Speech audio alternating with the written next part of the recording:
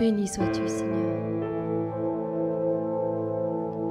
Dans Nombre 6, à partir du verset 22, il est dit ceci.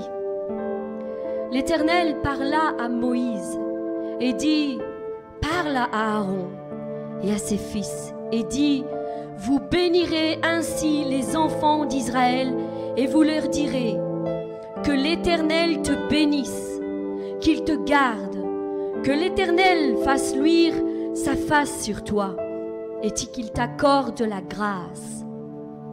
Que l'Éternel tourne sa face vers toi et qu'il te donne la paix. C'est ainsi qu'ils mettront mon nom sur les enfants d'Israël et je les bénirai.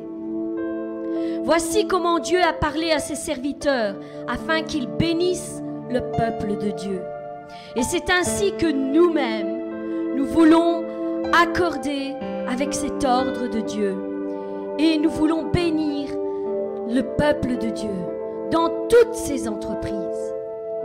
Que Dieu ordonne à la bénédiction d'être avec vous tous les jours de votre vie.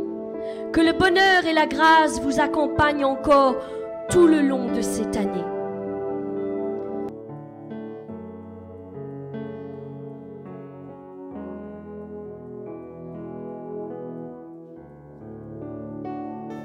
Seigneur, je viens devant le trône de ta grâce pour te remettre entre tes mains ce mois de décembre. C'est le dernier mois de l'année et je veux t'adresser cette prière, cette confession de foi, afin que tu déverses ta bénédiction sur notre vie en ce mois de décembre. Seigneur, nous déclarons en ce nouveau mois que tu seras là dans toutes les étapes que nous traverserons dans notre vie, dans les bons comme dans les mauvais jours. Nous avons un appui solide en toi qui ne faillit jamais. Merci pour ton soutien et pour tous les bienfaits que tu vas encore déverser sur nos vies en ce dernier mois de l'année. Mes bien-aimés, associez-vous avec ma prière pour votre propre vie.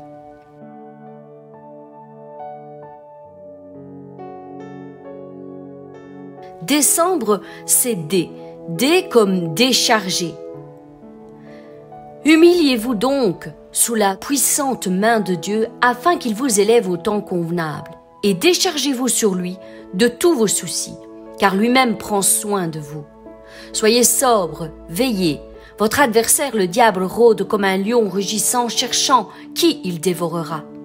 Résistez-lui avec une foi ferme, sachant que les mêmes souffrances sont imposées à vos frères dans le monde.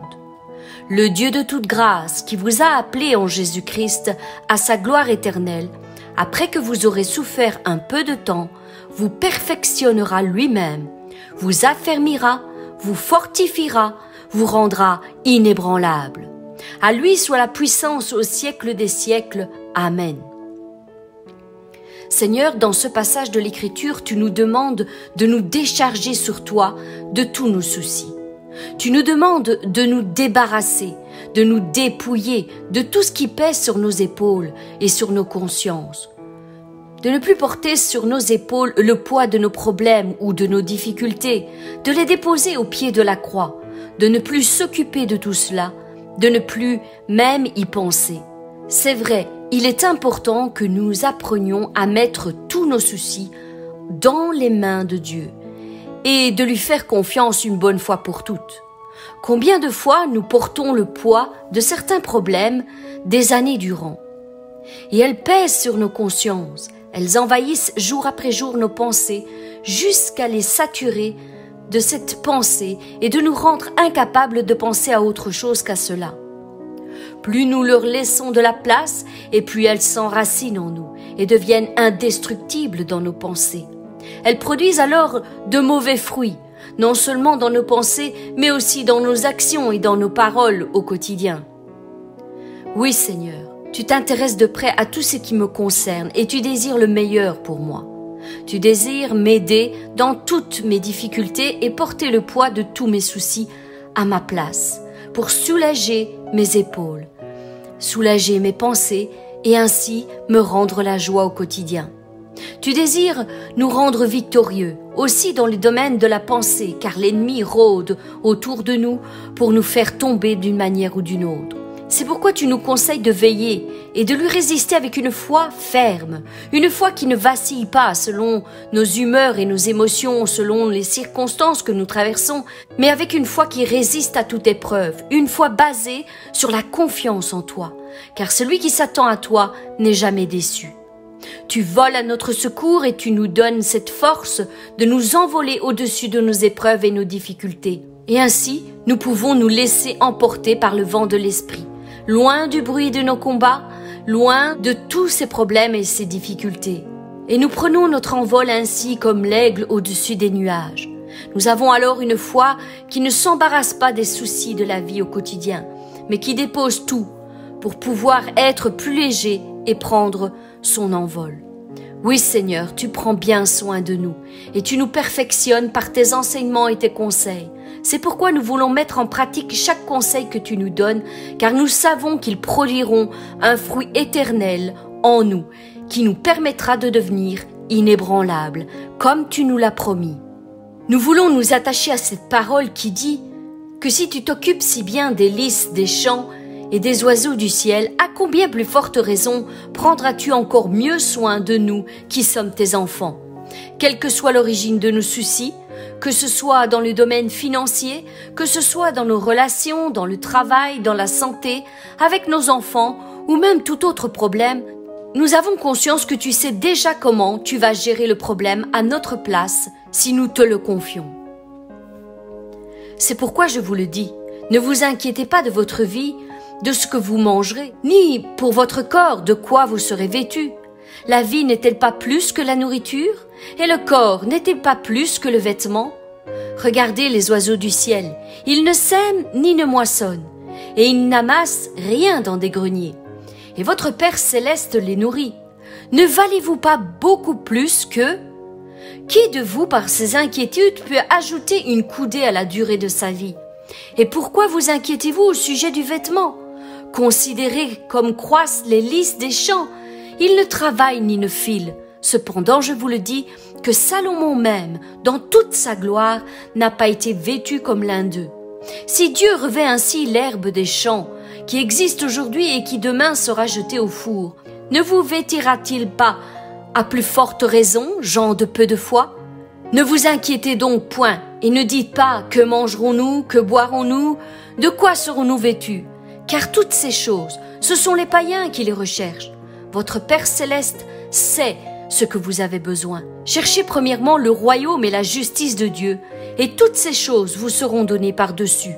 Ne vous inquiétez donc pas du lendemain, car le lendemain aura soin de lui-même. À chaque jour suffit sa peine. Seigneur, je veux apprendre à reconnaître les principales sources de mes préoccupations et les traiter avec toi. Ta parole nous dit « pensez à vos pensées ». Que ta parole agisse puissamment en moi, qu'elle soit un guide au milieu du tourment de mes pensées qui s'agitent en moi. Je m'humilie sous ta main puissante et me décharge sur toi de tous mes soucis en ce moment, en cet instant. Je veux à présent utiliser ma foi comme une arme puissante contre toutes mes inquiétudes. À présent, je ne veux plus perdre de temps sur mes soucis. Je veux me décharger sur toi à chaque fois qu'il le faudra et ne plus me rendre malade en méditant sur mes soucis. Je veux déclarer avec foi, Seigneur, tu es mon secours. Je n'aurai pas de crainte. Que peut me faire un homme? Recommande ton sort à l'Éternel. Mets en lui ta confiance et il agira. Moi, je suis pauvre et indigent, mais le Seigneur pense à moi. Tu es mon aide et mon libérateur, mon Dieu, ne tarde pas. Remets ton sort à l'Éternel et il te soutiendra. Il ne laissera jamais chanceler le juste. Seigneur, je veux le déclarer, tu pourvoiras à tous mes besoins selon ta grande richesse. Seigneur, mon regard est sur toi. Je viens aujourd'hui devant toi afin de déposer tous mes soucis à tes pieds, me décharger sur toi. Je décide que dorénavant, je ne vais plus m'occuper de ce problème, de ce souci, car je te le remets entre tes mains. Et je crois, oui, je crois de tout mon cœur, de toute mon âme et de toute ma pensée que tu vas résoudre cette situation en ma faveur. Je te prie de combler la place qu'occupait mon souci dans mon esprit par ta paix, celle qui surpasse toute intelligence. Aujourd'hui, je choisis de me décharger sur toi de tout cela et de méditer ta parole et confesser les promesses que tu as faites sur ma vie au lieu de m'inquiéter pour mon avenir. Bénis-moi, Seigneur, bénis-moi au-delà de mes pensées et permets-moi d'expérimenter ce passage pour ma propre vie et tous les jours de ma vie. Que cette attitude devienne une habitude en moi, jour après jour. Décembre, c'est aussi E. E comme échec. Fortifie-toi seulement et aie bon courage, en agissant fidèlement selon toute la loi que Moïse, mon serviteur, t'a prescrite. Ne t'en détourne ni à droite ni à gauche, afin de réussir dans tout ce que tu entreprendras. Que ce livre de la loi ne s'éloigne point de ta bouche. Médite-le jour et nuit pour agir fidèlement selon tout ce qui est écrit. Car c'est alors que tu auras du succès dans tes entreprises, c'est alors que tu réussiras. Ne t'ai-je pas donné cet ordre? Fortifie-toi et prends courage. Ne t'effraie point et ne t'épouvante point, car l'Éternel ton Dieu est avec toi dans tout ce que tu entreprendras. Seigneur, dans ce passage, tu nous adresses une parole merveilleuse, un merveilleux conseil afin que nous ayons du succès dans toutes nos entreprises. Mais voilà, la réalité est tout autre. Nous n'avons pas toujours le succès dans toutes nos entreprises. Est-ce que Dieu est pour autant le coupable? Certainement pas. Alors pourquoi subissons-nous parfois des échecs dans nos entreprises, dans nos projets, dans nos objectifs? L'échec est le résultat d'un objectif non atteint, d'une action n'ayant pas abouti à un résultat espéré, mais c'est aussi un sentiment que l'on peut ressentir et qui surgit lorsqu'on regrette quelque chose. L'échec fait partie de nos vies, car c'est au travers de nos épreuves et de nos difficultés que nous grandissons en maturité. La persévérance dans l'échec apporte la victoire. Voyez tous ces exemples d'hommes et femmes qui ont persévéré et ont réussi dans leur vie.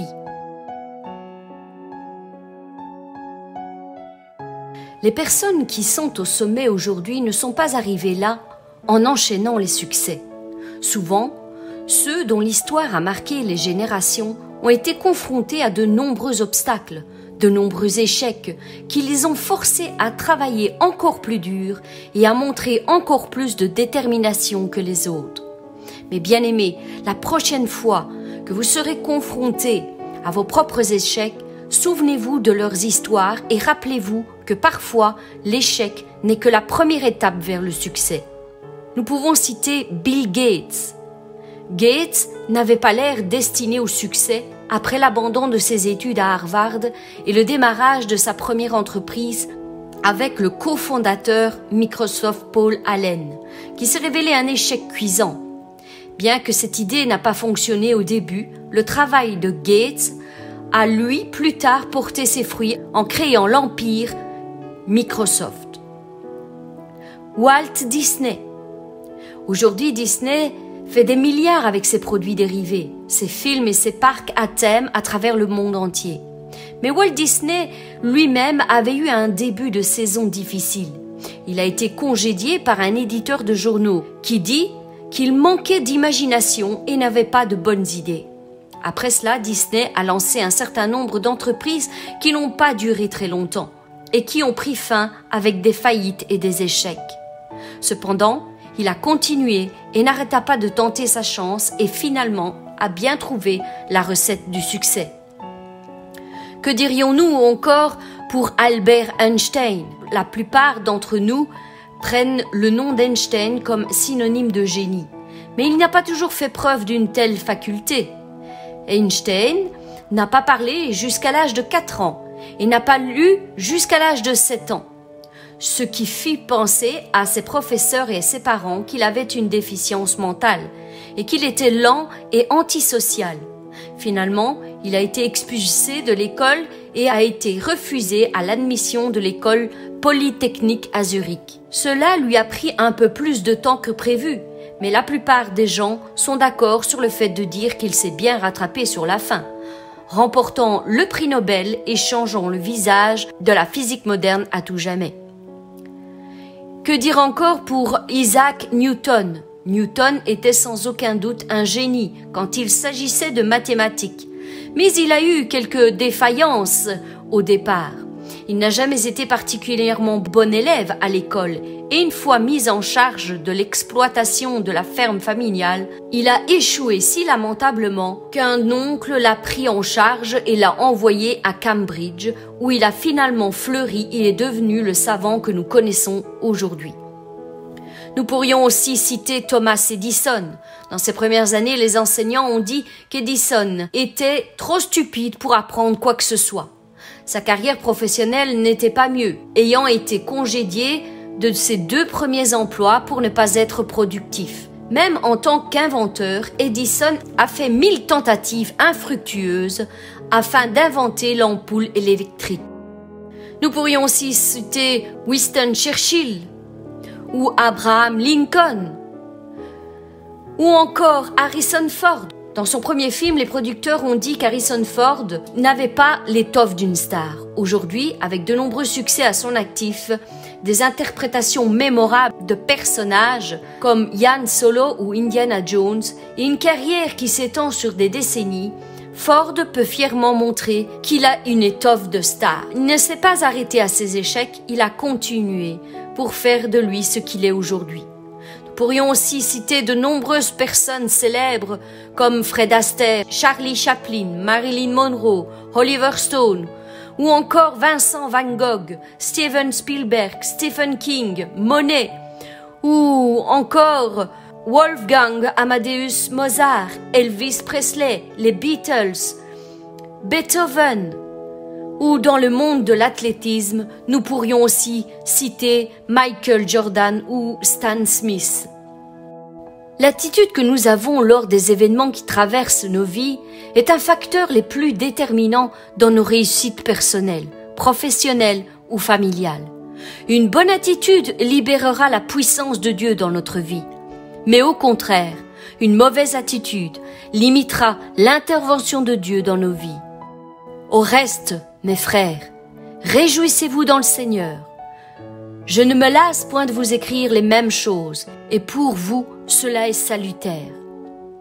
Voilà pourquoi il est primordial pour chacun d'entre nous de nous examiner nous-mêmes et ainsi de regarder de quelle manière nous réagissons face à un rejet, face à un licenciement, à un refus, une tragédie, une critique négative, une relation difficile au travail ou encore devant nos propres échecs. Quelle est votre réaction? Quel genre de pensée se développe en vous dans ces moments-là? Pensez-vous ce travail n'est pas pour moi? Ou bien réagissez-vous autrement et dites-vous Dieu sait ce qu'il y a de meilleur pour moi? Ou alors dites-vous pourquoi Seigneur m'as-tu abandonné? Ou réagissez-vous d'une autre manière en disant « Je te rends grâce de ce que tu es toujours avec moi, quelle que soit la difficulté, Seigneur. » Mais bien-aimés, Dieu nous laisse toujours le choix dans nos attitudes. Nous pouvons choisir d'être négatifs, amers, rebelles, inquiets ou encore en colère. Mais nous avons tous aussi bien le choix de nous réjouir en réalisant que toute chose concourt au bien de ceux qui aiment Dieu. Et si nous décidions de changer d'attitude à partir d'aujourd'hui et que nous proclamions comme le psalmiste « J'ai été jeune et maintenant je suis vieux, mais je n'ai jamais vu quelqu'un qui obéit à Dieu rester sans secours, ni le juste, le fidèle être abandonné, et encore moins ses enfants être réduits à mendier leur nourriture. » L'Éternel fut avec lui, et la prospérité l'accompagna. Il habitait dans la maison de son maître, l'Égyptien. Son maître vit que l'Éternel était avec lui et que l'Éternel faisait prospérer entre ses mains tout ce qu'il entreprenait. Joseph trouva grâce aux yeux de son maître, qui l'employa à son service, l'établit sur sa maison et lui confia tout ce qu'il possédait. Mais bien-aimés, comme dans la vie de Joseph, nous pouvons nous aussi passer par des périodes de notre vie qui semblent d'immenses échecs, des moments qui viennent contrarier nos projets, nos rêves, nos ambitions. Mais si nous gardons une bonne attitude vis-à-vis de notre Seigneur, pensez-vous réellement qu'il va nous abandonner au milieu de toutes ces difficultés? Bien sûr que non. Il les transformera pour notre élévation. Il transformera le mal en bien, afin de tourner les circonstances en notre faveur. Exactement comme il le fit pour Joseph. Joseph leur dit, Soyez sans crainte, car suis-je à la place de Dieu? Vous aviez médité de me faire du mal, Dieu l'a changé en bien, pour accomplir ce qui arrive aujourd'hui, pour sauver la vie d'un peuple nombreux. Soyez donc sans crainte, je vous entretiendrai, vous et vos enfants, et il les consola en parlant à leur cœur. Même si au départ la situation que vécut Joseph était très pénible, désastreuse même, parce qu'il a gardé une bonne attitude vis-à-vis de son Dieu, l'Éternel ne l'a jamais abandonné. Mon frère, ma sœur, quels que soient les échecs que tu as subis dans ta vie, quel que soit leur nombre ou leur ampleur, cela ne détermine pas qui tu es vraiment. Secoue-toi donc de tout cela et reprends ta destinée en main. Reviens à l'Éternel, demande-lui pardon pour ta mauvaise attitude à son égard et repars de bon pied. Change ta perception des choses face aux événements qui surgissent dans ta vie et considère que Dieu est avec toi. Le succès arrivera tôt ou tard et l'échec disparaîtra comme la neige fond en plein soleil. Apprenez ce que disent les Écritures et inspirez-vous d'elles pour chacune des situations contraires que vous vivez.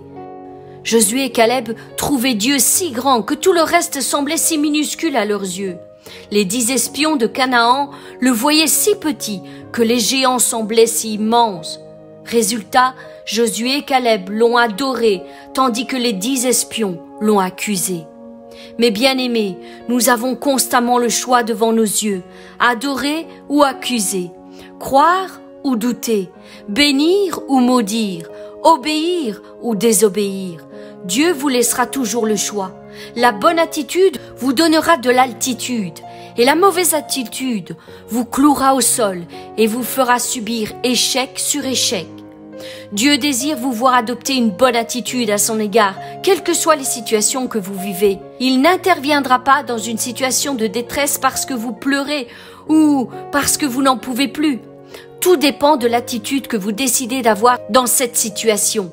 L'adoration et l'action de grâce accélèrent et hâtent son intervention, tandis que les murmures, les plaintes et les accusations le freinent dans son intervention. Paul connaissait l'impact de l'attitude. C'est pourquoi il écrit « Réjouissez-vous toujours dans le Seigneur ». Je le répète, réjouissez-vous toujours. Gardez en permanence en tête que votre attitude déterminera votre altitude. C'est l'un des secrets les mieux compris par les personnes qui accomplissent leur destinée. Seigneur, viens illuminer les yeux de mon cœur afin que je voie comme toi. Seigneur, fais-moi connaître tes voies et dirige-moi tout au long de ces épreuves. Parle-moi, dis-moi pourquoi je dois passer par ces épreuves. Quel en est le but final pour ma vie, afin que je garde toujours une bonne attitude tout au long de ces épreuves que tu permets. L'échec ne déterminera pas qui tu es, au contraire, il révélera ta vraie nature, car si tu te relèves à chaque fois, tu développeras une force de persévérance et tu connaîtras à un moment ou l'autre le succès qui t'est dû. Ne laisse pas la pensée de l'échec te vaincre, mais sois victorieux en Jésus-Christ. Tout est fait dans ce monde pour t'écraser, mais Jésus-Christ a déjà payé le prix pour que tu sois vainqueur, et même plus que vainqueur. Alors garde une attitude de vainqueur et ta confiance en Dieu inébranlable au milieu de tes épreuves. L'échec fait partie du processus de transformation par lequel tu dois passer pour briller comme l'étoile au milieu de la nuit. L'échec ne déterminera pas qui tu es. L'échec n'est qu'une étape pour te propulser dans ta destinée, car il fait naître en toi la rage de vaincre, une force que tu ne soupçonnais même pas, la puissance du Saint-Esprit qui est libérée en toi. Décembre, c'est aussi C. C comme cicatrice. Mais bien aimés, nous pouvons souffrir tout au long de notre vie de différentes manières, que ce soit dans la solitude, la déception, le rejet, la crainte, le manque d'assurance, et bien plus encore. Tous ont la capacité de nous blesser profondément et de laisser en nous de profondes cicatrices. C'est pourquoi nous devons entrer dans un nouveau stade de guérison émotionnelle et laisser Dieu nous guérir totalement par la puissance du Saint-Esprit qui agit en nous au travers du pardon que nous relâchons sur les autres, mais aussi envers nous face à nos propres incapacités et nos propres fautes. L'amour soigne nos blessures et nos cicatrices du passé. C'est pourquoi je vous le demande. Ne vous laissez pas décourager par les souffrances que je supporte pour vous. Elles vous donnent la vraie gloire. C'est pourquoi je me mets à genoux devant le Père, de qui toute famille reçoit son nom dans les cieux et sur la terre. Oui, je lui demande de vous rendre fort par son esprit, tellement sa gloire est grande. Ainsi, vous pourrez être des chrétiens solides, que le Christ habite dans vos cœurs par la foi. Plongez vos racines dans l'amour et soyez solidement construits sur cet amour. Alors, vous serez capables de comprendre avec tous les chrétiens quelle est la largeur, la longueur, la hauteur et la profondeur de l'amour de Christ. Vous connaîtrez cet amour qui dépasse tout ce que l'on peut connaître. Vous recevrez toute la vie de Dieu et il habitera totalement en vous. Dieu agit en nous avec puissance et quand nous lui demandons quelque chose, il peut faire bien plus, il peut faire beaucoup plus. Oui, sa puissance dépasse tout ce que l'on peut imaginer. À lui soit la gloire dans l'Église et par le Christ Jésus, dans tous les temps et pour toujours. Amen. Mon frère, ma sœur, nous devons recevoir et expérimenter cette dimension de l'amour de Christ dans nos vies, pour nous permettre d'avancer plus loin et de renverser les blocages qu'occasionnent nos cicatrices dans notre marche chrétienne.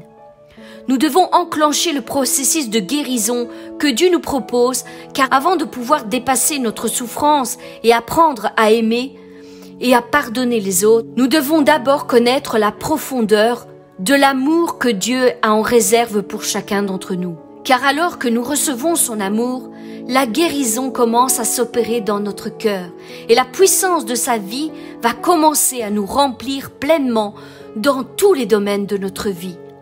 C'est pourquoi, Seigneur, je crois et je confesse pour ma propre vie que tu peux m'aider à vaincre toutes mes cicatrices, mes blessures et mes souffrances du passé. Je crois et je confesse que tu peux aussi utiliser ma propre guérison pour aider les autres à guérir de leurs cicatrices.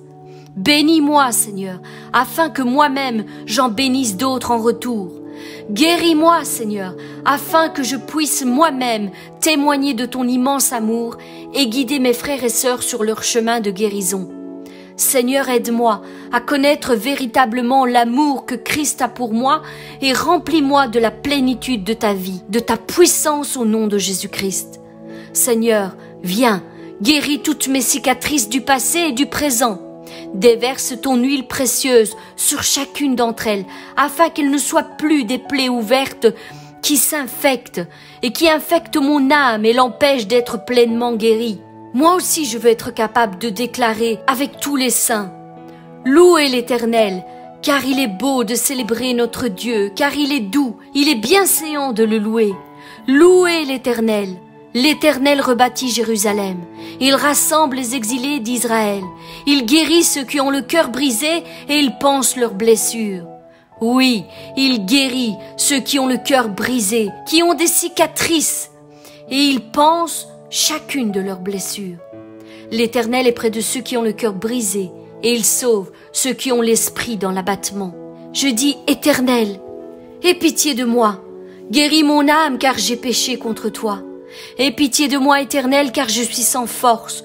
Guéris-moi, Éternel, car mes os sont tremblants. La lumière de la lune sera comme la lumière du soleil, et la lumière du soleil sera 7 fois plus grande, comme la lumière de 7 jours. Lorsque l'Éternel bandera la blessure de son peuple, et qu'il guérira la plaie de tous ses coups, de toutes ses cicatrices. L'Esprit du Seigneur, l'Éternel est sur moi, car l'Éternel m'a oint pour porter la bonne nouvelle aux malheureux. Il m'a envoyé pour guérir ceux qui ont le cœur brisé, qui ont des cicatrices, pour proclamer aux captifs la liberté et aux prisonniers la délivrance.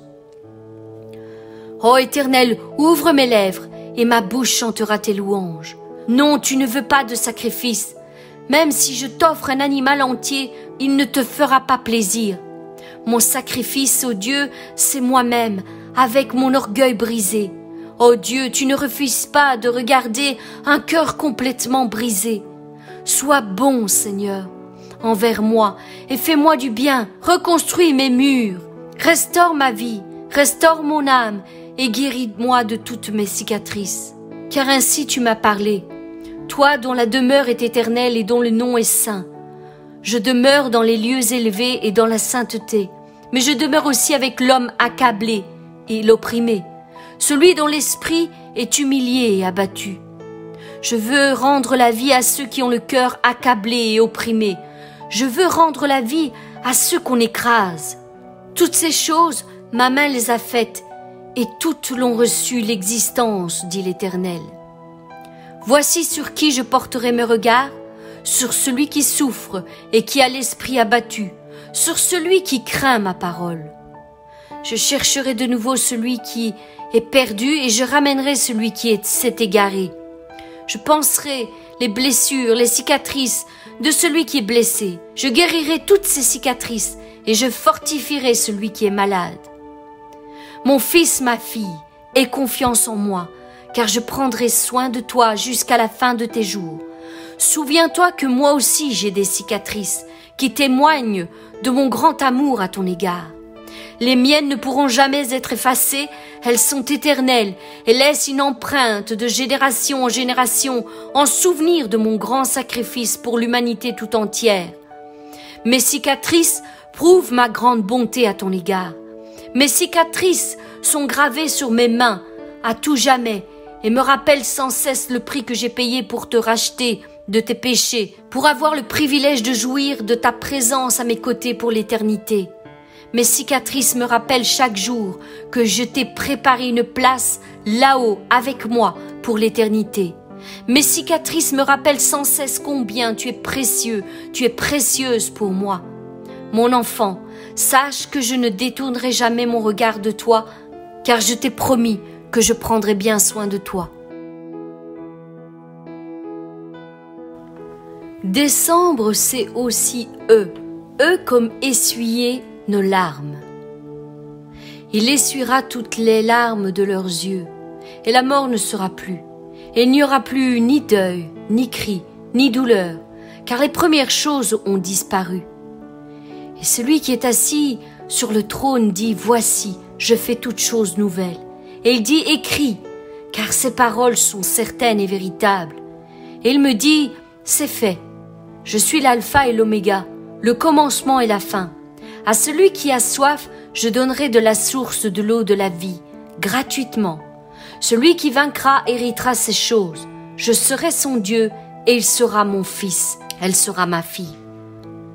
Seigneur, je le sais, tu désires faire une chose nouvelle dans ma vie.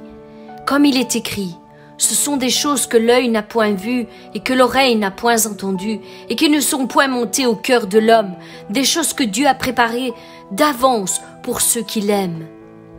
Seigneur, je veux croire en tes promesses pour les voir s'accomplir dans ma vie. Mes bien-aimés, aujourd'hui, laissons Jésus écrire une nouvelle page de notre vie. Laissons-le essuyer toutes nos larmes et les changer en de merveilleux chants d'allégresse. Nous ne pouvons pas mesurer toute l'ampleur de ce qu'il est capable d'accomplir. Notre imagination est bien trop petite devant sa grandeur. Il est le Dieu de la résurrection. Il est celui qui change les ténèbres en lumière. Un mot de lui et tout peut se transformer. C'est pourquoi il nous dit en ce jour « Ne pleure plus ». Je désire essuyer tes larmes et faire une chose nouvelle dans ta vie, que ni ton œil ni ton oreille n'a encore saisi.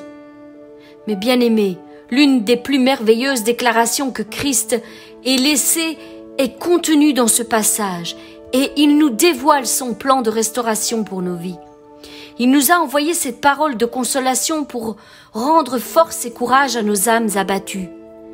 Il nous a fait cette incroyable promesse d'essuyer chacune de nos larmes, de stopper tous nos chagrins, toute tristesse qui viendra envahir nos vies et d'effacer toutes nos douleurs, toutes nos souffrances. Seigneur, viens à mon secours. Quand ma foi est mise à l'épreuve par la souffrance, quand mes larmes ne cessent de couler sur mon visage et le découragement s'installe dans mon cœur, quand mon corps se courbe sous le poids de mes douleurs, de mes souffrances, de ma tristesse, au point de douter de toi.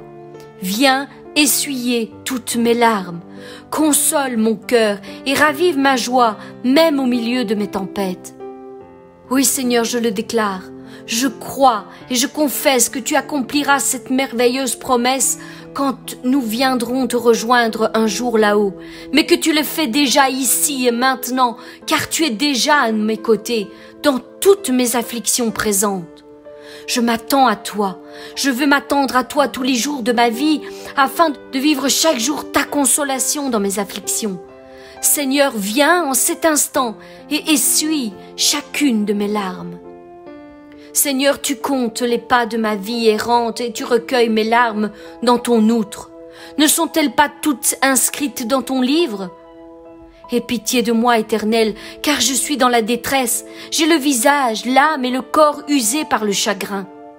Écoute ma prière, Éternel, et prête l'oreille à mes cris. Ne sois pas insensible à mes larmes. Seigneur, tu as dit que celui qui marche en pleurant, quand il porte la semence, revient avec allégresse quand il porte ses gerbes. Lorsqu'il traverse la vallée de Baca, la vallée des larmes, il la transforme en un lieu plein de sources. Et la pluie la couvre ainsi de bénédictions. Je ferai de Jérusalem mon allégresse et de mon peuple ma joie. On n'y entendra plus les bruits des pleurs et le bruit des cris. Ils viendront et pousseront des cris de joie sur les hauteurs de Sion. Ils accourront vers les biens de l'Éternel. Le blé, le mou, l'huile, les brebis, les bœufs, leur âme sera comme un jardin arrosé, et ils ne seront plus dans la souffrance. Car l'agneau qui est au milieu du trône les paîtra et les conduira aux sources des eaux de la vie, et Dieu essuiera toutes les larmes de leurs yeux. Il a anéanti la mort pour toujours. Le Seigneur, l'Éternel, essuie les larmes de tous les visages. Il fait disparaître de toute la terre l'opprobre de son peuple, car l'Éternel a parlé. Les rachetés de l'Éternel retourneront. Ils iront à Sion avec des chants de triomphe, et une joie éternelle couronnera leur tête. L'allégresse et la joie s'approcheront, la douleur et les gémissements s'enfuiront. Je dirai à mon âme, retourne à ton repos, car l'Éternel t'a fait du bien. Oui, tu as délivré mon âme de la mort, mes yeux des larmes et mes pieds de la chute. Je marcherai devant l'Éternel sur la terre des vivants. Merci Seigneur, merci pour ta consolation et pour la paix que tu apportes à mon âme quand je suis dans la détresse. Remplis-moi de ta joie parfaite encore tout au long de ce mois de décembre et essuie chacune de mes larmes. Décembre, c'est aussi M comme mystère. Toute la révélation est pour vous comme les mots d'un livre cacheté. Des mystères cachés que l'on donne à un homme qui sait lire en disant « Lis donc cela » et qui répond « Je ne le puis car il est cacheté ». Ainsi par l'Éternel qui fait ces choses, l'Éternel qui les conçoit et les exécute, lui dont le nom est l'Éternel. Invoque-moi et je te répondrai, je t'annoncerai de grandes choses, des choses cachées que tu ne connais pas. Oui, je te le dis, fais appel à moi et je te répondrai. Je te révélerai des réalités importantes, des mystères cachés et inaccessibles, des réalités que tu ne connais pas afin que tu les comprennes. Maintenant, je t'annonce des choses nouvelles, des mystères cachés, inconnus pour toi. Voici, je suis l'Éternel, le Dieu de toute chair. Y a-t-il rien qui soit étonnant de ma part? Ah Seigneur éternel, voici tu as fait les cieux et la terre par ta grande puissance et par ton bras tendu. Rien n'est étonnant de ta part. Car le Seigneur l'Éternel ne fait rien sans avoir révélé son secret à ses serviteurs, les mystères cachés à ses prophètes. Les disciples s'approchèrent et lui dirent « Pourquoi leur parles-tu en parabole ?» Jésus leur répondit « Parce qu'il vous a été donné de connaître les mystères cachés du royaume des cieux, mais à eux cela ne leur a pas été donné, car on donnera à celui qui a, et il en sera dans l'abondance. Mais celui qui n'a pas, on ôtera même ce qu'il a. C'est pourquoi je leur parle en parabole, parce qu'en voyant ils ne voient point, et qu'en entendant ils n'entendent ni ne comprennent. Tous ne comprennent pas cette parole, mais seulement ceux à qui cela a été donné. Et j'ai encore beaucoup de choses à vous dire, mais vous ne pouvez pas les porter maintenant. Dieu nous les a révélées par l'Esprit, car l'Esprit sonde tout, même les profondeurs de Dieu. Je suis devenu le serviteur de l'Église pour faire le travail que Dieu m'a demandé. Je dois vous annoncer la parole de Dieu tout entière. Cette parole, c'est le mystère caché à toutes les générations depuis toujours. Maintenant, Dieu l'a montré clairement à ceux qui lui appartiennent. Il a voulu leur faire connaître la grandeur de ce mystère caché et sa richesse pour tous les peuples. Ce mystère caché, le voici. Le Christ est au milieu de vous, et par lui, vous espérez participer à la gloire de Dieu. C'est ce Christ que nous annonçons. Nous donnons à chacun des conseils et un enseignement avec toute la sagesse possible pour que tous deviennent adultes dans le Christ.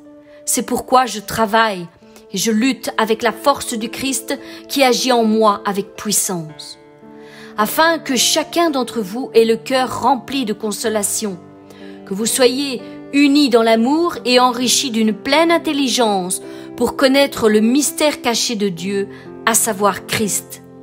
Mais comme il est écrit, ce sont des choses que l'œil n'a point vues, que l'oreille n'a point entendues et qui ne sont point montées au cœur de l'homme, des mystères cachés que Dieu a préparés pour ceux qui l'aiment. Dieu nous les a révélés par l'Esprit, car l'Esprit sonde tout, même les profondeurs de Dieu. Quel homme en effet connaît les choses de l'homme, si ce n'est l'Esprit de l'homme qui est en lui? De même, personne ne connaît les mystères cachés de Dieu, si ce n'est l'Esprit de Dieu. Or, nous n'avons pas reçu l'Esprit du monde, mais l'Esprit qui vient de Dieu, afin que nous connaissions les choses que Dieu nous a données par sa grâce. Et nous en parlons non avec des discours qu'enseigne la sagesse humaine, mais avec ceux qu'enseigne l'Esprit, employant un langage spirituel pour les choses spirituelles. Mais celui qui pense seulement d'une manière humaine n'accepte pas ce qui vient de l'Esprit de Dieu. Pour lui, c'est une folie, et il ne peut pas comprendre cela. Ce sont des mystères cachés pour lui. En effet, seul l'Esprit Saint permet de bien juger ces choses. L'homme spirituel, au contraire, juge de tout, et il n'est lui-même jugé par personne, car qui a connu la pensée du Seigneur pour l'instruire? Or nous avons la pensée du Christ. En ce temps-là, Jésus prit la parole et dit « Je te loue, Père, Seigneur du ciel et de la terre, de ce que tu as caché ces mystères aux sages et aux intelligents, et de ce que tu les as révélés aux enfants. » Jésus, reprenant la parole, lui dit « Tu es heureux, Simon, fils de Jonas, car ce ne sont pas la chair et le sang qui t'ont révélé ces mystères, mais c'est mon Père qui est dans les cieux. Vous avez sans doute entendu parler du service que Dieu, dans sa bonté, m'a chargé d'accomplir pour vous, afin de réaliser son projet. Il m'a ouvert les yeux pour me faire connaître ce mystère caché sur lequel je viens d'écrire en peu de mots. En lisant ma lettre, vous pouvez voir combien je connais le mystère caché que Dieu réalise par le Christ. Ce mystère caché, Dieu ne l'avait pas fait connaître aux ancêtres, ni dans les autres générations. Mais aujourd'hui, il vient de le révéler par son esprit à ses apôtres, saints et ses prophètes. Voici, ce mystère caché est qu'en étant unis au Christ Jésus, par la bonne nouvelle, ceux qui ne sont pas juifs reçoivent en partage les mêmes biens que les juifs. Ils font partie du même corps, ils participent à la même promesse. Dieu, dans sa bonté, m'a donné d'être serviteur de cette bonne nouvelle, grâce à l'action de sa puissance. Moi, qui ne suis que le plus petit de tous les chrétiens, pourtant j'ai reçu ce don, annoncer à ceux qui ne sont pas juifs la richesse des profondeurs du Christ et les mystères de sa grâce envers eux. J'ai également reçu le don de montrer clairement comment Dieu accomplit ce mystère. Lui qui est le créateur de toutes choses, il avait caché en lui ce mystère depuis toujours. Alors maintenant, tous ceux qui ont autorité et pouvoir dans les cieux peuvent connaître par l'Église la sagesse infinie de Dieu. Cette sagesse, Dieu l'a montrée de 1000 manières, selon le dessein éternel qu'il a mis à exécution par Jésus-Christ notre Seigneur, en qui nous avons, par la foi en lui, la liberté de nous approcher de Dieu avec confiance. Décembre, c'est aussi B. B comme baptisé du Saint-Esprit. Et moi je vous dis, demandez et l'on vous donnera. Cherchez et vous trouverez. Frappez et l'on vous ouvrira. Car quiconque demande, reçoit. Celui qui cherche, trouve. Et l'on ouvre à celui qui frappe. Quel est parmi vous le père qui donnera une pierre à son fils, s'il lui demande du pain? Ou s'il demande un poisson, lui donnera-t-il un serpent au lieu d'un poisson? Ou s'il demande un œuf, lui donnera-t-il un scorpion? Si donc méchants comme vous l'êtes, vous savez donner de bonnes choses à vos enfants, à combien plus forte raison le Père Céleste donnera-t-il le Saint-Esprit à ceux qui lui demandent? Seigneur Jésus, remplis-moi de ton Esprit Saint, baptise-moi de ton Saint-Esprit, déverse-le sur moi en abondance, comme tu l'as promis. Comme il se trouvait avec eux, il leur recommanda de ne pas s'éloigner de Jérusalem, mais d'attendre ce que le Père avait promis. Ce que je vous ai annoncé, leur dit-il. Car Jean a baptisé d'eau, mais vous, dans peu de jours, vous serez baptisés du Saint-Esprit. Alors les apôtres réunis lui demandèrent, « Seigneur, est-ce en ce temps que tu rétabliras le royaume d'Israël ?» Il leur répondit, « Ce n'est pas à vous de connaître les temps ou les moments que le Père a fixés de sa propre autorité, mais vous recevrez une puissance, le Saint-Esprit survenant sur vous, et vous serez mes témoins à Jérusalem, dans toute la Judée et dans toute la Samarie et jusqu'aux extrémités de la terre. Si vous m'aimez, gardez mes commandements. Et moi, je prierai le Père, et il vous donnera un autre consolateur, afin qu'il demeure éternellement avec vous. L'Esprit de vérité que le monde ne peut pas recevoir, parce qu'il ne le voit point et ne le connaît point. Mais vous le connaissez, car il demeure avec vous et il sera en vous. Je ne vous laisse pas orphelins. Je viendrai à vous. Encore un peu de temps et le monde ne me verra plus. Mais vous me verrez, car je vis et vous vivrez aussi. Seigneur, les premiers disciples l'ont expérimenté le jour de la Pentecôte, ainsi que des milliers d'autres chrétiens depuis. C'est pourquoi je te demande, Seigneur, d'accomplir cette même promesse à mon égard. Baptise-moi du Saint-Esprit. Que le Saint-Esprit coule sur ma vie comme tu l'as promis dans les Écritures.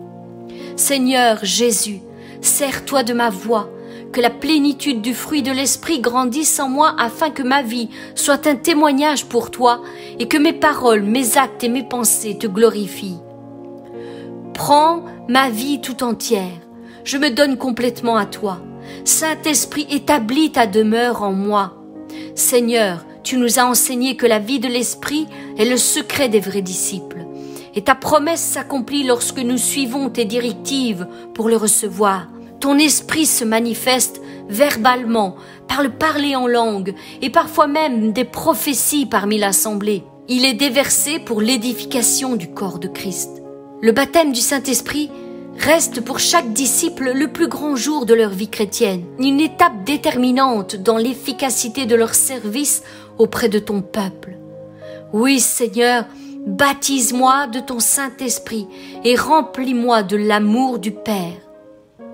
Or, l'espérance ne trompe point, parce que l'amour de Dieu est répandu dans nos cœurs par le Saint-Esprit qui nous a été donné.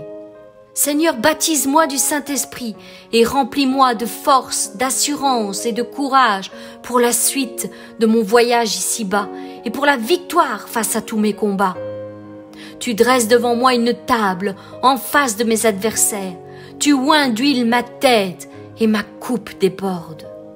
Seigneur, baptise-moi du Saint-Esprit, car je sais qu'il est accessible pour chaque croyant, petits ou grands, jeunes ou vieux. Nous sommes tous concernés par cette promesse. Pierre leur dit, « Repentez-vous, et que chacun de vous soit baptisé au nom du Seigneur Jésus-Christ pour le pardon de vos péchés, et vous recevrez le don du Saint-Esprit. Car la promesse, c'est pour vous, pour vos enfants et pour tous ceux qui sont loin, en aussi grand nombre que le Seigneur notre Dieu les appellera. Seigneur, baptise-moi du Saint-Esprit, car c'est une étape indispensable dont je dois être équipé avant d'aller plus loin dans mon service auprès de ton peuple, Seigneur. Les disciples ont dû attendre d'être revêtus de la puissance du Saint-Esprit pour prêcher l'Évangile et manifester le Tout-Puissant. pouvons-nous alors accomplir l'œuvre de Dieu sans être équipés de la même puissance de Dieu? Nous avons définitivement besoin de tout ce que Dieu nous donne pour réussir notre mission avec succès dans tous les domaines de notre vie, auprès de Dieu pour notre propre vie, mais aussi pour son peuple. En effet, celui qui parle en langue ne parle pas aux hommes, mais à Dieu, car personne ne le comprend, et c'est en esprit qu'il dit des mystères. Celui qui prophétise, au contraire, parle aux hommes, les édifie, les exhorte, les console. Celui qui parle en langue s'édifie lui-même.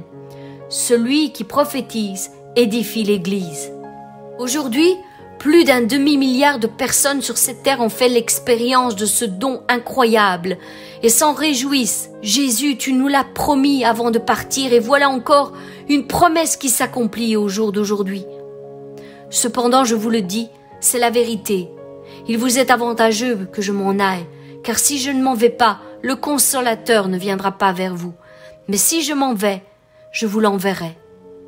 Dieu avait déjà tout prévu d'avance, et encore une fois, il ne manque pas à sa parole. Et mon Dieu pourvoira à tous vos besoins, selon sa richesse avec gloire en Jésus-Christ. Mes bien-aimés, chaque jour, la parole de Dieu nous demande d'être continuellement remplis de l'Esprit. Seigneur, viens et baptise-moi de ton Saint-Esprit. Parce que pour être rempli de l'Esprit, il faut que je reçoive le baptême du Saint-Esprit. C'est alors qu'il me submergera, m'inondera et me remplira de toute sa puissance. Le baptême du Saint-Esprit est la manifestation de la plénitude de l'Esprit en moi. C'est pourquoi je sais qu'il me faut prier en esprit, chanter en esprit, marcher par l'Esprit. Je dis donc marchez selon l'Esprit et vous n'accomplirez pas les désirs de la chair. Car la chair a des désirs contraires à ceux de l'Esprit et l'Esprit en a des contraires à ceux de la chair. Ils sont opposés entre eux, afin que vous ne fassiez point ce que vous voudriez. Si vous êtes conduits par l'Esprit, vous n'êtes point sous la loi. Seigneur, baptise-moi du Saint-Esprit, car je sais que ton Esprit m'aidera à adorer en esprit et en vérité, car ce sont là les vrais adorateurs que demande le Père. Oui, l'heure vient, et elle est déjà venue, où les vrais adorateurs adorent le Père en esprit et en vérité, car ce sont là des adorateurs que le Père demande. Dieu est esprit, et il faut que ceux qui l'adorent en esprit et en vérité. Seigneur, baptise-moi du Saint-Esprit, car je sais qu'il m'aidera à aimer en esprit, à vivre par l'esprit et à voir tous les fruits de l'esprit. Car le fruit de l'esprit, c'est l'amour, la joie, la paix, la patience, la bonté, la bénignité, la fidélité, la douceur, la tempérance. La loi n'est pas contre ces choses. Car si ces choses abondent en vous, l'entrée du royaume vous sera largement accordée. La vie de l'esprit est une vie de tous les jours, de tout moment dirigée et conduite par l'esprit. Ce n'est pas l'histoire d'un moment ou d'un instant d'une expérience passée. Nous devons continuellement être renouvelés en esprit par la puissance du Saint-Esprit. C'est pourquoi nous devons être baptisés du Saint-Esprit dans notre marche chrétienne. Décembre, c'est aussi air. Air comme revêtu de la puissance de l'Esprit. Seigneur, ta parole nous dit que Jésus lui-même fut revêtu de puissance. Jésus, revêtu de la puissance de l'Esprit, retourna en Galilée et sa renommée se répandit dans tout le pays d'alentour. Après un temps passé dans le désert, Jésus en ressortit revêtu de la puissance de l'Esprit. Oui, Seigneur, ta parole nous enseigne deux expériences bien distinctes. Celle où nous devons être remplis de l'Esprit et celle où nous devons être revêtus de la puissance de l'Esprit. La vie de l'Esprit est un chemin bien distinct, parsemé par différentes étapes bien distinctes. Il est comparable à un puzzle qui se construit pièce par pièce. Mais si nous ne le mettons pas dans le bon ordre, alors ton plan divin ne révélera pas toute sa splendeur aux personnes qui croiseront notre chemin. Ta parole nous éclaire sur ce chemin à parcourir et sur les différentes étapes que nous devons acquérir. Que la grâce et la paix vous soient données en abondance par la connaissance de Dieu et de Jésus, notre Seigneur. Par sa puissance, en effet, Dieu nous a donné tout ce qu'il faut pour vivre dans l'attachement au Seigneur et ainsi lui rester fidèle. En effet, il nous a fait connaître celui qui nous a appelés par la manifestation de sa propre gloire et l'intervention de sa force. Ainsi, nous bénéficions des dons infiniment précieux que Dieu nous avait promis. Il a voulu, par ces dons, vous rendre conformes à ce que Dieu est, vous qui avez fui la corruption que les mauvais désirs font régner dans ce monde. Pour cette même raison, faites tous les efforts que vous pouvez pour croire et pour ajouter à votre foi la force de caractère pour mener une vie honnête. Et par cette force de caractère pour mener une vie honnête, apprenez à connaître ce que Dieu veut. Apprenez à connaître ce que Dieu veut et en même temps, soyez maître de vous-même. Ayez de l'endurance dans l'épreuve. Soyez maître de vous-même et en même temps, soyez patient. Soyez patient et en même temps, soyez fidèle. Soyez fidèle à Dieu et en même temps, ayez de l'amitié pour vos frères et vos sœurs chrétiens. Ayez de l'amitié pour eux, mais aussi de l'amour fraternel. Voilà les qualités que vous devez posséder. Et si vous les possédez en abondance, vous serez actifs et vous serez capables de mieux connaître notre Seigneur Jésus-Christ. Mais si quelqu'un ne possède pas ces qualités, il ne voit pas clair, il ressemble à un aveugle. Il oublie qu'il a été lavé de ses péchés d'autrefois. C'est pourquoi, frères et sœurs, puisque Dieu vous a appelés et choisis, redoublez d'efforts pour éprouver dans toute leur force les effets de cet appel et de ce choix. Car si vous vivez de cette façon, et si vous agissez ainsi, vous ne tomberez jamais. C'est ainsi que vous seront grand ouvertes les portes du royaume éternel de notre Seigneur et de notre Sauveur Jésus-Christ. Voilà pourquoi je ne cesserai de vous rappeler ces choses, bien que vous les sachiez déjà, et que vous soyez fermement attachés à la vérité qui vous a été présentée. Mais j'estime qu'il est juste de réveiller votre attention en vous rappelant ces choses, tant que je serai encore dans ce monde. Si nous voulons être conformes à ce que tu attends de nous, nous devons suivre tes directives, les unes après les autres, dans un ordre bien précis, afin que l'équilibre règne dans toutes les étapes dans lesquelles nous nous engageons avec toi. Bien des chrétiens n'ont pas conscience que toutes ces étapes doivent être accomplies dans le bon ordre pour recevoir cette plénitude de l'esprit et être ainsi revêtus de la puissance de l'esprit. C'est pourquoi ils brûlent les étapes, affrontent des combats qu'ils ne sont pas prêts de gagner, car ils n'ont pas encore reçu la puissance d'en haut pour affronter ces puissances envoyées pour les détruire. Soyez sobres et restez bien réveillés, car votre ennemi, l'esprit du mal, est comme un lion rugissant qui rôde à toute heure. Il va partout et cherche qui il prendra pour cible et qui il dévorera. Revêtez-vous donc de toutes les armes de Dieu, afin de pouvoir tenir ferme contre les ruses du diable. Les chrétiens qui brûlent les étapes passent de défaite en défaite, d'échec en échec, de déception en déception, et finissent par abandonner leur marche avec Dieu, car ils n'ont pas respecté l'ordre établi pour chaque étape. C'est pourquoi, Seigneur, nous voulons pas commettre les mêmes erreurs qu'eux. Nous voulons suivre tes directives les unes après les autres, tes conseils, afin de ne pas nous perdre en chemin. Nous voulons nous humilier sous ta main toute puissante afin de faire fuir l'ennemi sur nos vies et que tu nous élèves au temps que tu as établi pour nous. Soumettez-vous donc à Dieu, résistez au diable et il fuira loin de vous. Humiliez-vous sous la puissante main de Dieu afin qu'il vous élève au temps convenable. Seigneur, revêt-nous de la puissance de l'Esprit, mais tout d'abord, apprends-nous à rester humbles entre tes mains. Apprends-nous à respecter ton temps de formation sur nos vies, ton temps de restauration pour nos cœurs, et ensuite remplis-nous de la puissance et de la plénitude de ton esprit, afin que nous puissions alors, comme des disciples matures, être équipés, être capables d'affronter les puissances démoniaques qui nous entourent et venir en aide à nos frères et nos sœurs qui sont dans la détresse et qui ont besoin de délivrance dans leur vie. Seigneur, ne te lasse pas de nous instruire dans tes voies. Rends-nous toujours plus malléables entre tes mains. Nous voulons obéir à ta voix et suivre humblement tes directives selon ton planning divin pour nos vies. Forme-nous et équipe-nous de la puissance d'en haut pour accomplir la mission que tu nous as confiée ici-bas.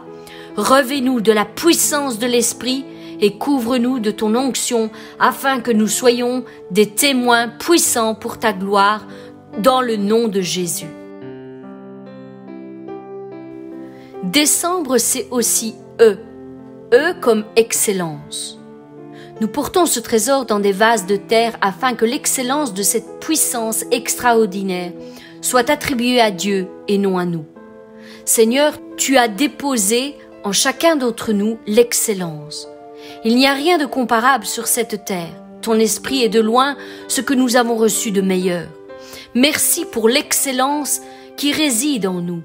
Il n'y a rien de plus grand, rien de plus honorable rien qui soit de meilleure qualité, rien qui soit plus puissant que l'esprit que tu as déposé en nous. Ton esprit est l'excellence parfaite qui agit en nous et nous guide parfaitement en tout temps. Tout au long de notre vie, Dieu nous donne des occasions de découvrir cette excellence en nous. C'est pourquoi nous sommes souvent confrontés à une multitude de défis tout au long de notre vie, afin que nous puissions découvrir l'excellence des dons qu'il nous a donnés, l'excellence des capacités dont il nous a revêtus, l'excellence de la force qui réside en nous au moment des combats que nous affrontons.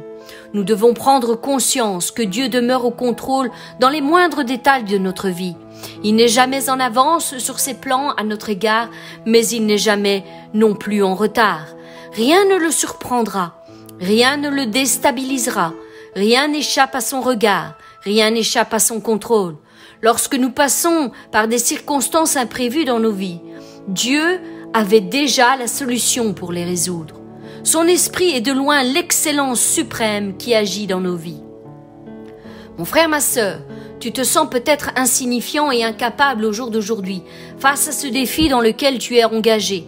Mais souviens-toi que tu es un enfant du Dieu très haut. Il nous a créés à son image, à sa ressemblance. Tu portes en toi son excellence. Tu portes sur ta tête une couronne de grâce et le sceau de son excellence en toi. Déclare-le pour ta vie. Je sais que je suis un être extraordinaire au service d'un Dieu extraordinaire. Alors, quel que soit le cri de mes émotions, je vais garder les yeux fixés sur mon Dieu et lui faire confiance, car son excellence habite en moi. Seigneur, je choisis aujourd'hui la voie de l'excellence et je laisse tomber ce qui est sans valeur. Je veux t'accorder le meilleur de moi, le meilleur de mon temps, le meilleur de mes ressources, le meilleur de ma famille. Je veux moi aussi t'accorder l'excellence dans tous les domaines de ma vie, car tu en es digne. Je suis ton serviteur, accorde-moi l'intelligence afin que je comprenne tes ordonnances. Alors vous saurez discerner les vraies valeurs et vous serez capable de distinguer l'essentiel de l'accessoire et de trouver en toutes circonstances la bonne manière d'agir. Un tel discernement vous rendra pur et irréprochable. Ainsi, vous parviendrez au jour de Christ sans tomber en chemin ni causer la chute d'autrui. Le véritable disciple est celui qui est véritablement discipliné et obéissant. Il est capable de renoncer à ce qui est de moindre valeur au profit de l'excellence. C'est pourquoi je veux me conformer à ta parole dans les moindres détails.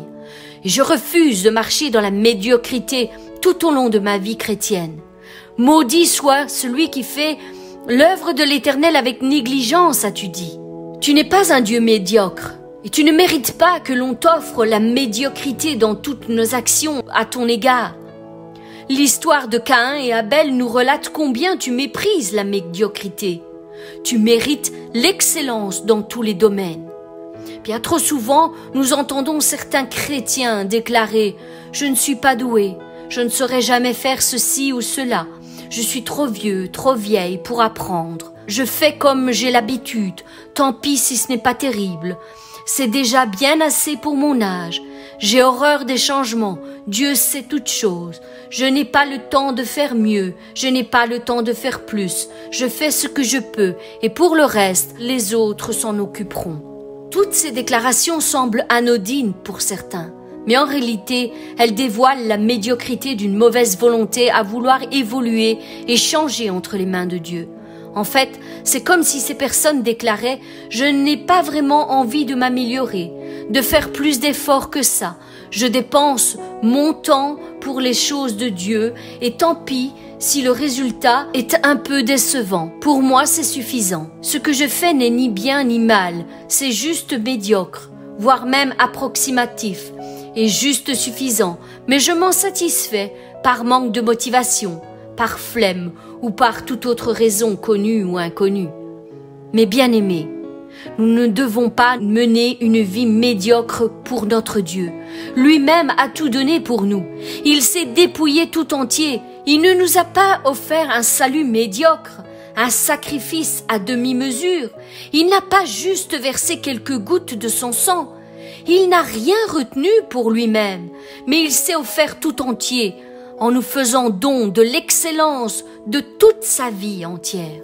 Et Dieu nous encourage de même à marcher dans l'excellence, nous aussi. Exceller dans notre travail, exceller dans nos relations, dans notre vie tout entière, afin qu'elle glorifie Dieu et manifeste sa gloire envers tous ceux qui nous entourent. L'excellence caractérise Dieu lui-même, son caractère, ses conseils, ses projets. Nous pouvons imaginer son royaume autrement qu'un royaume excellent en beauté et en harmonie. Dieu bénit et multiplie ceux qui le glorifient, ceux qu'il estime excellents. Il bénit l'homme et la femme, créés à son image, et leur dit « Soyez féconds, multipliez-vous et remplissez la terre ». L'apôtre Paul encourage un jeune pasteur, Tite, à inciter les nouveaux croyants à exceller de bonnes œuvres. Cela est beau et utile aux hommes, dit-il.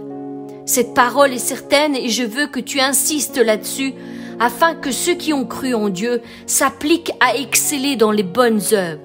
Voilà ce qui est beau et utile aux hommes. Nous servons le Dieu de l'excellence et cela doit se voir.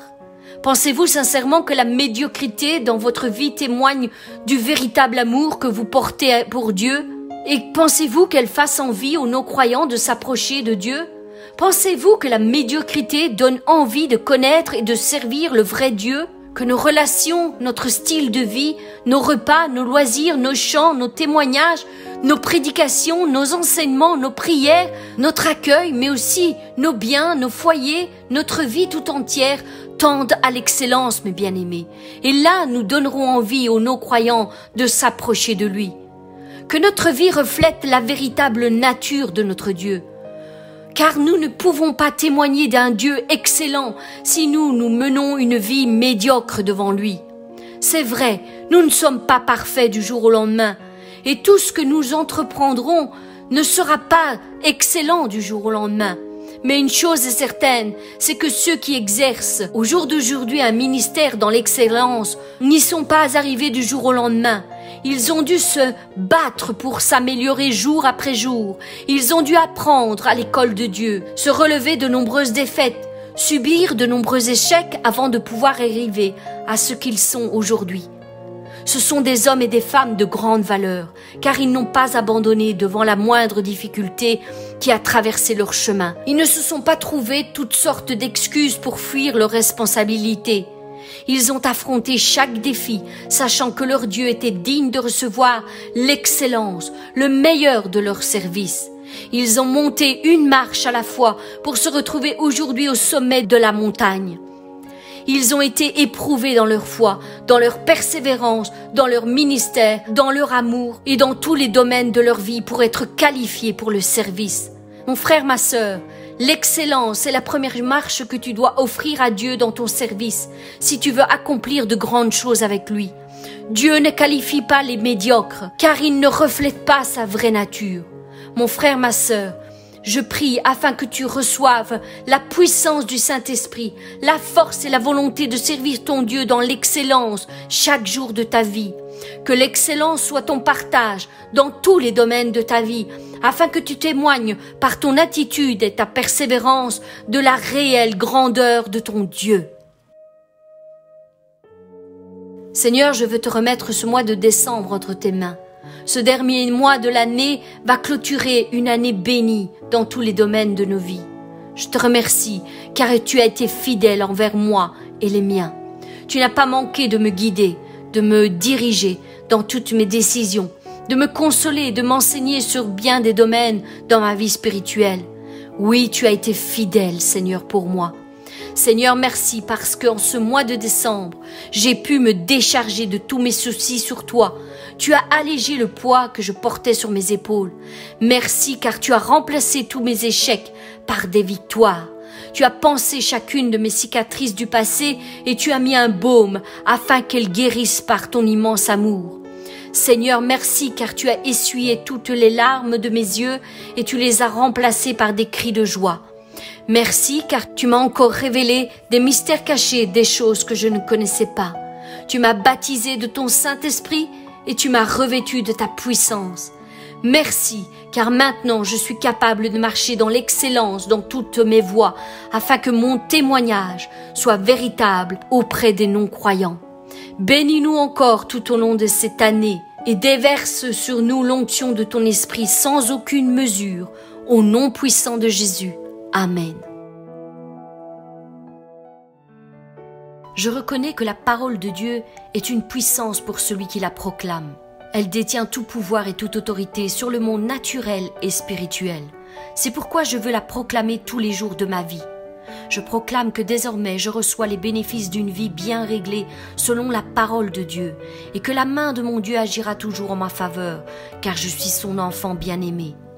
Quelles que soient les circonstances qui surgissent sur mon chemin, je reconnais désormais que mon Dieu veille sur ma vie, veille sur mon âme et fera toujours concourir toutes choses pour mon bien. Je proclame que la bénédiction est mon partage. Désormais, la joie, le bonheur, la paix, la santé m'accompagneront tous les jours de ma vie. Je proclame que mon corps, mon âme et mon esprit bénéficieront désormais de tous les bienfaits que procure la proclamation de la parole de l'Éternel. Désormais, je déclare que j'appartiens à l'Éternel, je suis à lui et il est à moi. Désormais, le caractère de Christ s'imprègne de plus en moi. Désormais, je marcherai dans l'empreinte de ses pas et je verrai sa main s'étendre pour me secourir dans toutes mes faiblesses et mes difficultés. Désormais, mes oreilles seront attentives à chaque parole qui sort de sa bouche pour obéir à ses directives et ses conseils. Je déclare que l'Éternel est mon berger et que je ne manquerai de rien. Il me fera reposer dans les lieux paisibles et le bonheur et la grâce m'accompagneront tous les jours de ma vie. Désormais, il dirige chacun de mes pas sur le chemin qu'il a lui-même tracé pour moi. Il ouvrira des portes que jamais personne ne pourra plus refermer. Il me comblera selon sa grande richesse de tous les biens que j'aurai besoin au moment qu'il a établi pour me bénir. Je reconnais que sa main bienveillante a toujours été posée sur moi et que même si je suis passé par des moments difficiles, jamais il ne m'a abandonné, car il m'aime d'un amour infini. Je le déclare, jamais rien, ni personne ne pourra me séparer de son amour. Peu importe ce que les autres disent et pensent de moi, je sais que mon Dieu m'aime et que mon avenir est entre ses mains d'amour. Désormais, je déclare et je confesse que je suis béni, je suis aimé, je suis guéri, je suis pardonné, je suis fortifié, consolé et restauré tous les jours de ma vie et que Dieu prend bien soin de moi. Que la grâce du Seigneur Jésus-Christ, l'amour de Dieu, notre Père, et la communion du Saint-Esprit soient avec vous tous. Amen.